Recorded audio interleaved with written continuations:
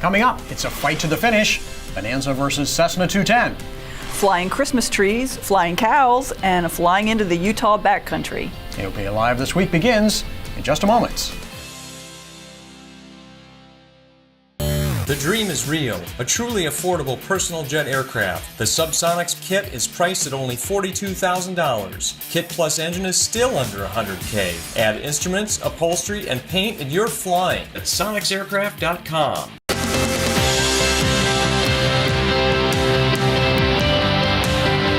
This is AOPA Live This Week with Tom Haynes and Melissa Rudinger. Hello and happy Thanksgiving. We hope your flight or drive over the river and through the woods was safe and uneventful. Holiday travel this week is predicted to hit record levels on the ground and in the air. And that means the world's largest and best air traffic control system will be handling a huge volume of aircraft, many connecting smaller communities with the rest of the country. And it's those communities which are the heart of America that could be threatened by the proposed giveaway of the air traffic control system to an unaccountable monopoly dominated by the airlines. In our latest op-ed published in the Washington Examiner, AOPA's Mark Baker and Ed Bolin of the National Business Aviation Association write that if the airlines run the nation's aviation system, there's good reason to worry that small communities across America will be left behind. H.R. 2997, the proposed legislation to privatize ATC, would increase the federal deficit by $100 billion, according to the Congressional Budget Office, and slow down air traffic modernization, according to the GAO. Baker and Bolin conclude that if the airlines win control of ATC, the rest of America will be the loser.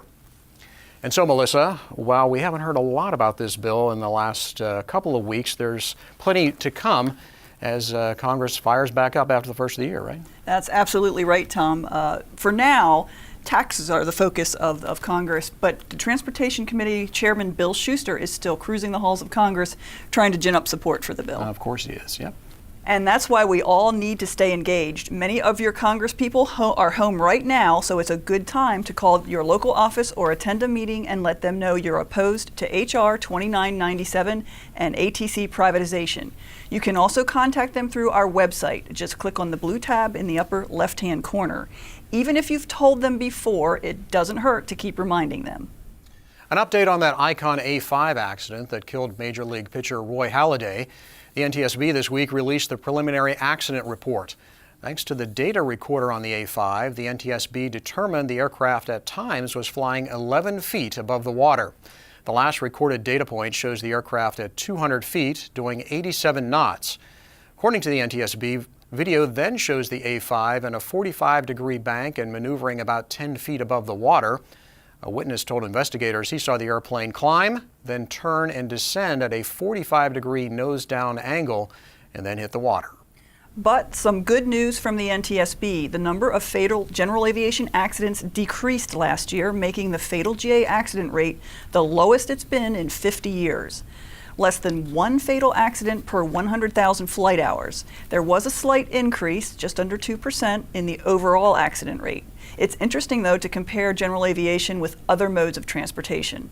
Overall, there were more than 2,000 more transportation-related deaths last year than in 2015. 95% of all fatalities were on the highways.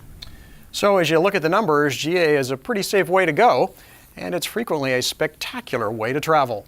As you saw last week, I was out in the Canyonlands area of Utah. We were basing in Moab to put the Quest Kodiak through its paces. It's all part of an upcoming destination story we're working on, but we couldn't make you wait that long for a taste of the action. We take off from Canyonlands Field near Moab as a flight of 2 Kodiaks.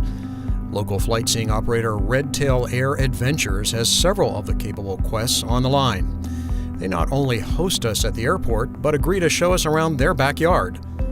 Quest pilot Mark Brown and I are on one airplane with 2 AOPA journalists. At other times, we have 6 people in gear on board the capable Kodiak. Regardless, it has no problem going into something like a 2,000-foot Mineral Canyon airstrip just outside Canyonlands National Park. We buzz around the canyons, careful to stay out of the park itself, but we wanted to test the STOL capabilities of the Kodiak, and above those dramatic canyons, the salt flats provide the perfect opportunity. And the great thing about a Kodiak is you don't really even need a runway, especially on a windy day like this. You can land on a dry lake bed and stop almost instantly. Works great. The highlight of the trip has got to be the air-to-air mission down in the canyons. Beautiful conditions on Saturday morning allowed some breathtaking shots. You're seeing behind the scenes of the shoot. We'll show you the finished product as part of our March 2018 Destinations edition of AOPA Pilot Magazine. You can see more of the behind-the-scenes content on our social media pages. And what a great time that was, I got to say. Very impressed by the Kodiak. My first time flying it, and it is quite a capable machine. Looks like a great time, and I think it'll be a great magazine issue in March, so stay tuned. We'll be talking a lot about interesting places to fly. Coming up after the break, reindeer aren't the only seasonal things to fly. And the great fly-off between the hefty six-seaters. Stay tuned. You're watching AOPA Live this week. Did you know it's now fully legal to fly your plane to Cuba? Call the experts at Cuba Handling and we'll walk you through the process. Our team will make your flight simple and will create the experience of a lifetime. From hotels to cultural experiences, we do it all. Visit CubaHandling.com. Welcome back. Cold weather is settling in. Maybe it hasn't hit you yet, but soon you might be thinking about flying to someplace a little warmer. And we have just the thing for you, our newly redesigned and updated AOPA Pilot Guides, Bahamas and Caribbean's editions. On sale now in the AOPA store, a great gift for the pilot in your life or perhaps for yourself. These guides have been the trusted source of flight information for the islands for more than 35 years. And joining us now is Jurka Morosic to talk about the books. And Jurka, what kind of information can pilots expect to find in them? Well, first and foremost, pilots can get the basic information about flying into Bahamas and Caribbean. Clearly, to get there, first thing you need is the information about the airports. And there's plenty of it in both of the books for Caribbean and for Bahamas. But almost more importantly, there's a lot of content in there about why to go, where to go, what each of the islands has to offer, the unique culture on the islands, beautiful photography. It hopefully should inspire a lot of pilots to take the trip because I think a lot of us don't realize how easy it is. For you're in a club, you're in a co-ownership, or you are lucky enough to have your own airplane. Maybe one of those Kodiaks and floats would be kind of a perfect for that trip. That would be great. That would work. I'll take one of those. And really get people out there flying into the islands. Yeah, great. So, and I understand these guys are part of a larger initiative. Can you tell us about that?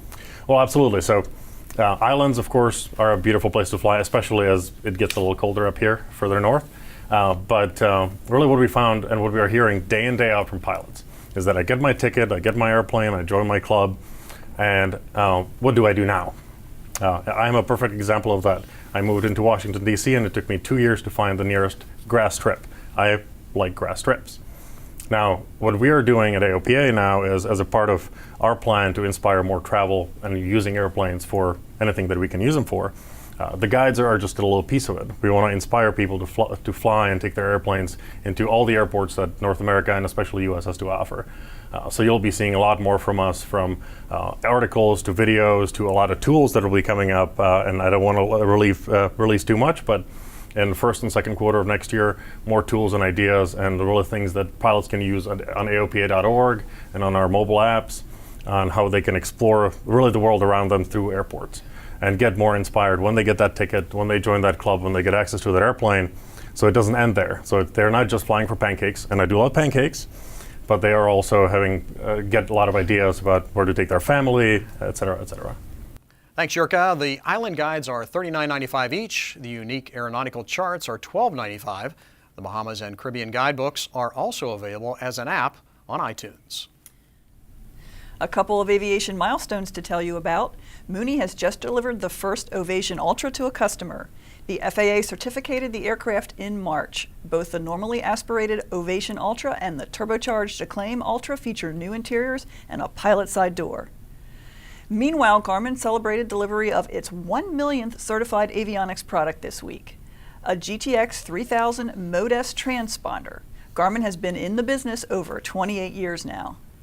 That's hard to believe, I got to tell you. I remember when Garmin started, they were in a little low-rise office complex outside of Lenexa, Kansas, and now they are the tallest building by far in Olathe, Kansas. And it's an amazing company, what they've done over just a relatively brief period of time. Yes, even outside of aviation, they're even bigger That's than right, inside. from consumer products as well. Well, lots of kids and probably adults too will be getting new drones this Christmas. And guess what? They're going to have to register them with the FAA. Any flying machine weighing more than 5.5 pounds and less than 55 pounds has to be registered online with the agency. A court had overturned that regulation earlier, so Congress made it law as part of the National Defense Authorization Act. And the FAA has just granted AT&T an exemption to fly a cow. That's a cell on wings, and the tethered helicopter drone is flying above Puerto Rico, restoring some cell phone service to residents. It's the first time an LTE cell site on a drone has been successfully deployed to connect people after a disaster.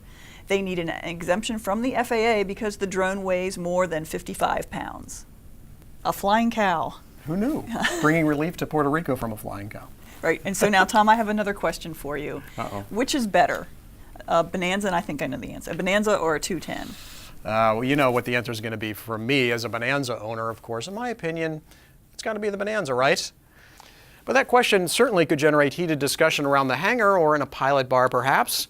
So we decided to find out. And being no fool, I put the burden of proof on AOPA pilot editor-at-large Dave Hirschman.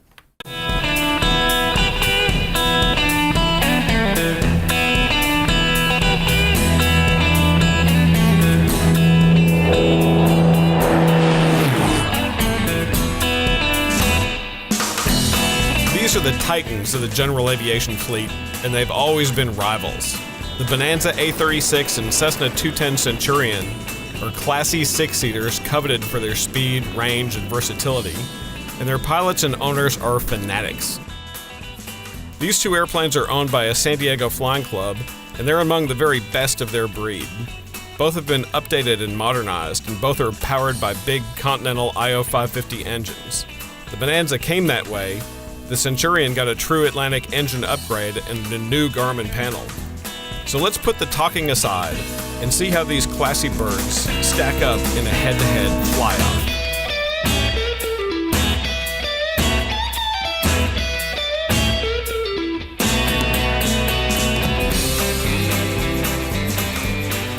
We'll start with an old-fashioned drag race. From a standing start, the two airplanes go to full throttle to see which one gets off the ground first. The Centurion wins this contest by a couple of airplane lengths. Next, a short field landing contest. With full flaps, the Centurion has a lower approach speed and a shorter landing roll. It's the clear winner. Flying side by side in a clean configuration with the flaps and landing gear up, both airplanes are at critically low air speeds, but the Bonanza stalls first, while the Centurion is still flying. Okay, let's do the same thing dirty with the flaps and landing gear down. Once again, the Bonanza stalls first. Advantage Centurion. Finally, a flat-out speed dash. The airplanes are flying side by side at 8,000 feet, and they both go to wide open power at the same time. The Centurion takes an early lead and maintains it for the next mile. It's a clean sweep for the modernized Centurion. Okay, has this contest changed the hearts and minds of any Bonanza or Centurion pilots about which is the superior airplane? I didn't think so. Dave Hirschman, AOPA Live. Thanks, Dave. You can read more about the fly-off in the December issue of AOPA Pilot Magazine. Now, Melissa, in defense of my Bonanza, I have to point out that this particular 210 originally had a 520 in it, and then they upgraded to an IO550 with 310 horsepower, 10 more than the IO550B that's in my Bonanza. So I got to say, horsepower is everything, right? Well, almost everything. Drag may play a role there too. Just saying, though.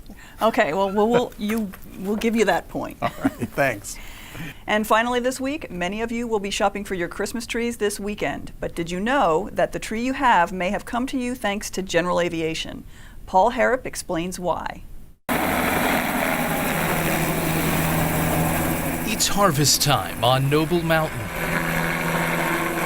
A flurry of work fills slope and sky. The air fresh with the scent of fir trees and turbine exhaust. The sounds of hard work and chopper blades are deafening. Men gather cut trees and pile them together so they can be lifted up on slings and taken to your living room by way of the Central Oregon skies. The steep terrain makes it impossible to harvest these trees any other way. We have some very challenging terrain up here. 60% slopes get slick with mud. The farm goes on as far as the eye can see. This farm is an extremely large farm. It's about 2 miles long. For Bob Schaefer and his staff at the Noble Mountain Tree Farm, helicopters are the only way to get the job done. We have high expectations of our pilots. We want good production pilots. We're working literally 7 days a week, daylight to dark. It's an all-day effort, and it's anything but routine. On a perfect run, the helicopter is in constant motion. The pilot slinging the hook to a man on the ground, who latches the bundle and then gets out of the way. It's one constant torque turn in a dance between the field and the truck. This mountain may be scenic, but it's anything but a joyride. You're no longer flying the aircraft, you're flying the hook. Ty Burlingham is the chief pilot for Precision Helicopters. He's leaning out the door of this Bell Jet Ranger, waging war on the wood below with cycling and collective.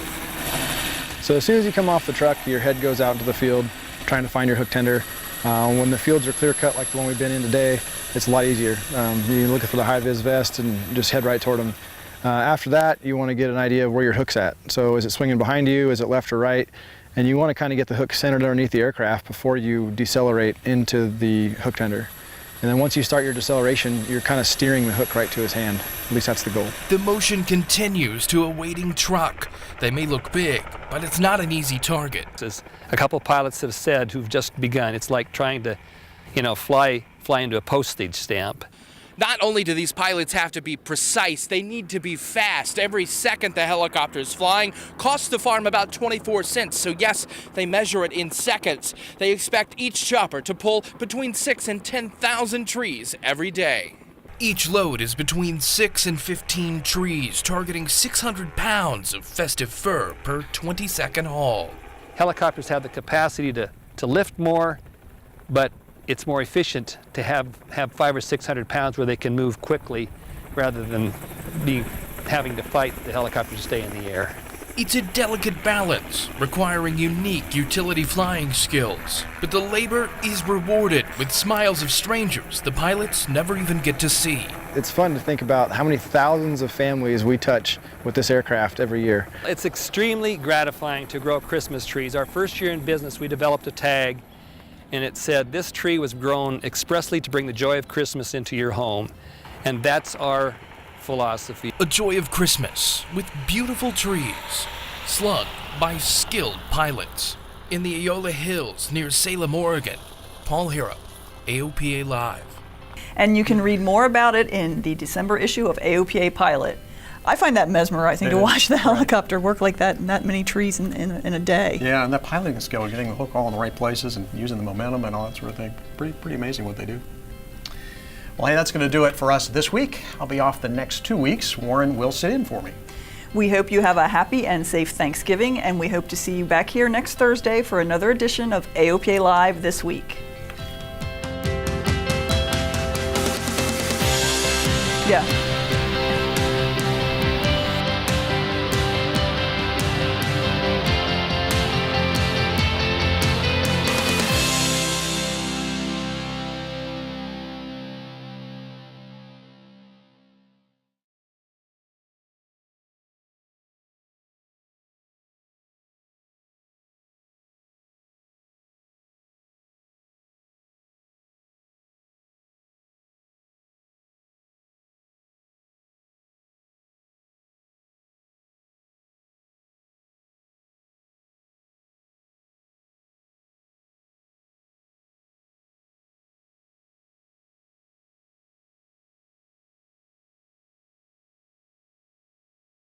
Purchasing your own aircraft is an exciting experience. AOPA Finance simplifies the process, saving you money with lower interest rates and hassle-free loans, so you get into your new aircraft sooner. AOPA Finance, the right approach to buying an aircraft.